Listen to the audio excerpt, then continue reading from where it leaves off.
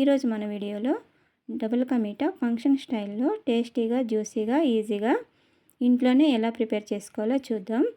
దీనికోసం ముందుగా milk bread slices లాగా కట్ చేయనిది ఒక ప్యాకెట్ తీసుకుని కావలసిన సైజులో పీసెస్ కట్ చేసి పక్కన పెట్టుకున్నాను. ఇప్పుడు స్టవ్ వెలిగించి బాండి పెట్టి డీప్ ఫ్రైకి సరిపడా ఆయిల్ వేసుకుని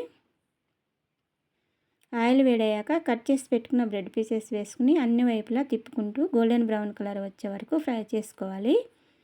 మనం బ్రెడ్ ఫ్రై చేసేటప్పుడు స్టవ్ అనేది హైలో కాకుండా లోలో కాకుండా మీడియం ఫ్లేమ్లో పెట్టి ఫ్రై చేసుకోవాలండి. హైలో పెడితే బ్రెడ్ మాడిపోతుంది, లోపల ఫ్రై అవ్వదు. అలాగే లోలో పెడితే ఆయిల్ అనేది ఎక్కువ అబ్జర్వ్ చేసుకుంటుంది.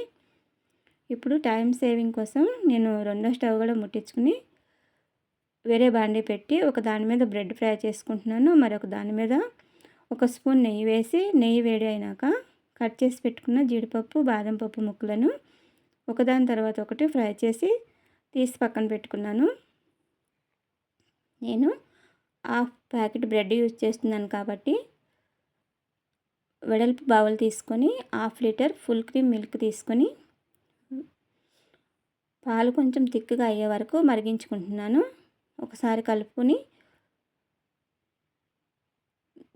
కొంచెం ఫుడ్ కలరు అలాగే కొంచెం సాల్ట్ వేసుకుని ఒకసారి కలుపుకొని టేస్ట్కి సరిపడా 1 కప్పు షుగర్ వేసుకుని షుగర్ అంతా కలిసిపోయేటట్టు తిప్పుకుని ముందే ఫ్రై చేసి పెట్టుకున్న బ్రెడ్ పీసెస్ వేసి మొత్తం అబ్జర్వ్ చేసుకునేలాగా ఒక 5 మినిట్స్ మీడియం ఫ్లేమ్లో పెట్టి కుక్ చేసుకున్నాను.